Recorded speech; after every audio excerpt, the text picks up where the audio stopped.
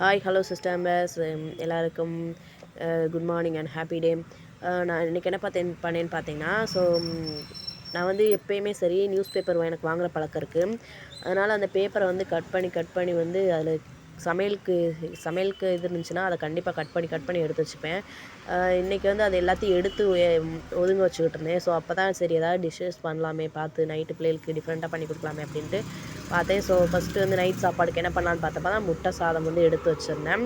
So அதில் என்னென்ன போட்டிருக்காங்களோ அதில் இருக்கோ இல்லையோ அதில் என்னென்ன திங்ஸ் மேக்ஸிமம் ரெடி பண்ணலாம் அப்படின்ட்டு ரெடி பண்ண ஆரம்பித்தேன். ஸோ வந்து முட்டை சாதத்துக்கு சாதம் வந்து வச்சாச்சு, அடுப்பில் வச்சுட்டு நம்ம அதுக்கு தேவையான ஒரு சில திங்ஸ் மட்டும் என்கிட்ட இல்லை.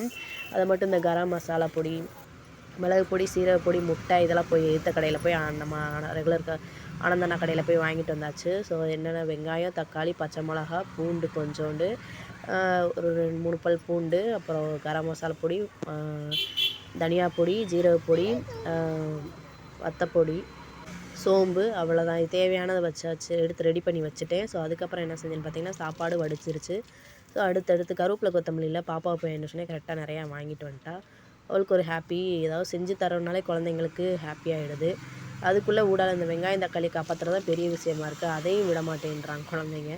ஸோ அதை சாப்பிட்றதுல அவங்களுக்கு ஒரு ஆர்வம். ஸோ 3 டீஸ்பூன் எண்ணெய் ஊற்றி அதில் சொன்ன மாதிரி இருந்தாலுமே பேப்பர்லேயே சொன்ன மாதிரி தான் செய்யணும்னு இல்லை, நம்மளுக்கு எப்படி அதில் கொஞ்சம் கொஞ்சம் முன்ன பின்ன அட்ஜஸ்ட் பண்ணி, ஏன்னா நான் 3 பேர் கணக்கு செய்யணும் அப்படின்றப்ப குழந்தைங்க வந்து ஒரு ஆள் கணக்கு தான் சாப்பிடுவாங்க, 2 பேர் பாதி பாதி சாப்பிட்றப்ப நான் 2 பேர் கணக்கு தான் செய்ய போகிறேன்.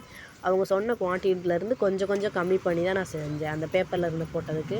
ஸோ 4 முட்டைக்கு 3 முட்டையாக எடுத்துக்கிட்டேன். 2 தக்காளிக்கு 1 தக்காளியாக தான் போட்டுக்கிட்டேன்.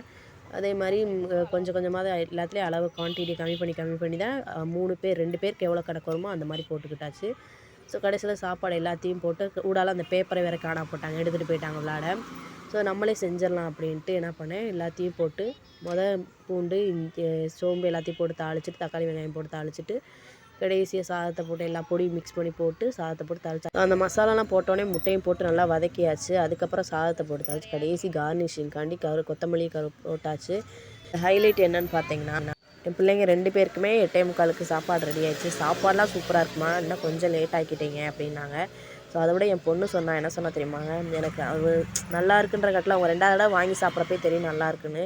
கடையில் ஊற்றுற சாஸ் எல்லாம் பண்ணுற விட இது நல்லா இருக்குமா அப்படின்னு சொன்னால் எனக்கு ரொம்ப சந்தோஷம்.